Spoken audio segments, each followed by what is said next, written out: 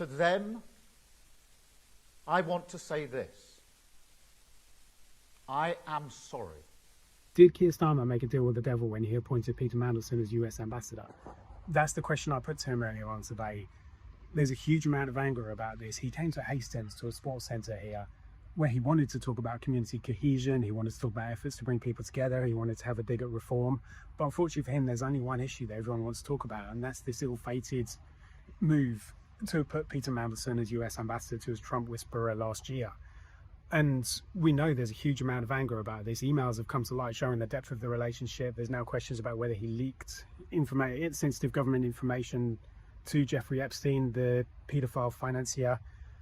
And this is really messy for the Prime Minister. He's facing questions about his own judgment. People are now openly asking him whether he should remain in post. I mean, this is a very serious issue, and one with elections just round the corner. The PM knows he's in a huge moment of peril. He's frustrated that he's not talking about the things that he wants to talk about. Today he faced question after question about the Mandelson affair, and you could see he was visibly angry about this. He said he'd been lied to. He said it was absolutely abundantly clear that he had no time for Mandelson now. The police are investigating it. He feels like he's been betrayed. He feels like the British people have been betrayed. And most importantly, Keir Starmer now apologised to victims of Jeffrey Epstein. He said he wanted to apologise for believing Mandelson's lies. It had been publicly known for some time that Mandelson knew Epstein. But none of us knew the depth and the darkness of that relationship. He knows how serious this is, and he knows that this is a story that isn't going to go away. He started his speech today addressing the matter. It's really not what he wants to be talking about, but there was a terrible moment for him right at the end where he was read things that his Labour MPs were saying about him, and none of it was pretty. None of it was giving the impression that the Labour Party is firmly behind him. And he's now going to have to show that he can turn this around. And this is a really, really difficult, dangerous moment for the Prime Minister. And it feels a long time now since he rode to victory in 2024, when he was talking about a decade of national renewal, because nothing he's trying to say is cutting through. And he knows that, and he's finding it incredibly frustrating. Can I have Dave from the Mirror, please? Dave. Dave back from Mirror. Could I just clarify on the basis of what you said today and what you said yesterday? What was your understanding of what the relationship between Mandelson and Epstein was? I mean, were you under the impression then that he had completely broken off contacts, friendship at the point of conviction? And at the point, you knew that there had been a relationship in the past. You knew that this was potentially a very dangerous situation that could come back to haunt you. Did you, as it were, make a deal with the devil that you knew that this could be damaging, but at the same time, Donald Trump is equally sort of impacted by this? No, the questions were precisely to get to that question of what was the nature and extent of the relationship, and then details about places he may have stayed.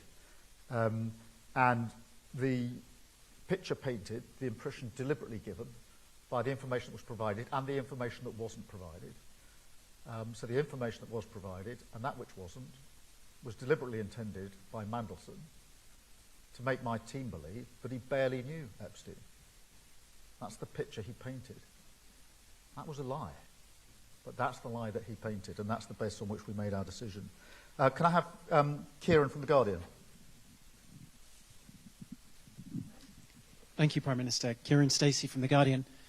Prime Minister, I wanted to read out some of the things that Labour MPs have told us in the last 24 hours about you. One told us, "I'm personally not sure I could trust myself to back the Prime Minister in a confidence vote." Another said, "It's like Chris Pincher on steroids, it's over." Another said, "This government is on the run." One former minister said, "It's time for a fresh start, the sooner the better."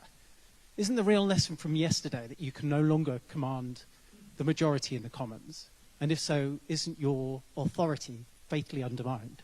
Well, look, I understand the anger and frustration amongst Labour MPs about what has happened, the deceit, both in the appointment of Mandelson as ambassador and what happened at the tail end of the last Labour government. I actually share that anger and frustration. It was palpable yesterday. I'm not surprised. As I said, most people come into public life to serve the common good, actually whichever political party they're in. And we may have different approaches, different politics, different ideologies, but the vast majority of people come into public life to do their best to improve their communities, to improve their country. And so when people who've been elected into power with that mindset find out that somebody else who's held a position of power does not share that mindset, has undermined it, they're angry and frustrated, not just at the deceit and the lies in the individual cases, but because they know it undermines what they stand for, the politics that they believe in. Now, I understand that, but we are changing this country for the better. We had 14 long years of failure under the Tory government, and we're correcting that. We've stabilised the economy, we've put a huge amount of investment into our public services, and we're rebuilding our communities. And I intend to go on doing that vital work for our country because I believe it is the absolute focus and the first importance for this government. I've got Hugo from the Eye. Thank you, Prime Minister. Hugo Jai from the Eye paper. You've talked today about what you see as some of the successes of your government, including the Pride in Place programme. You've also issued a warning about the prospect of a reform or conservative government, which you say would undermine national cohesion. Is your message to your own MPs who are now sceptical about your leadership that removing you would destroy the work your government's done and make a reform-led government more likely?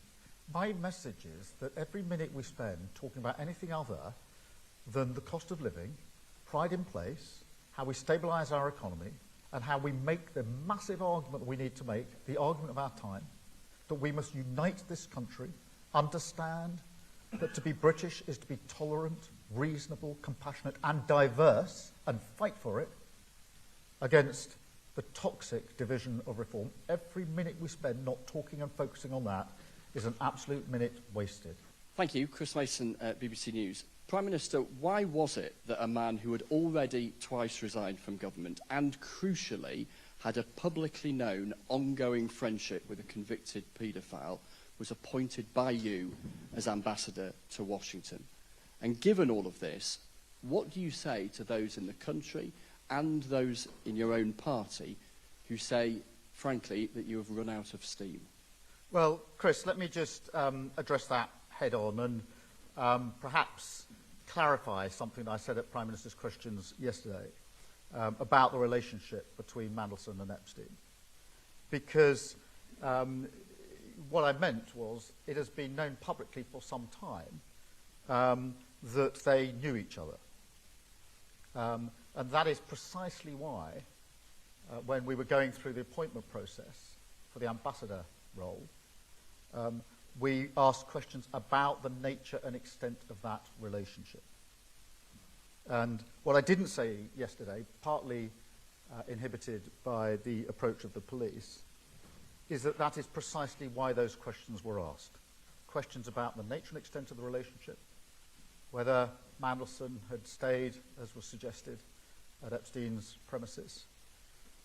And the answers given to those questions were intentionally intended to create the impression that Mandelson barely knew Epstein, deliberately to create that impression. I had no reason at that stage to think that was anything other than the truth, and therefore we proceeded. What I learned in September was that it was not the truth when further emails came to light, I think Bloomberg. And having asked some further questions, including questions about whether Mandelson received gifts and benefits and hospitality, and the nature of the relationship, I sacked Mandelson from the role. Now, I regret making the decision to have appointed him in the first place. Had I known at the time what I know now or knew in September, I'd have never done it. And that's why today I've apologised for the fact that I appointed him in the first place and I believed his lies.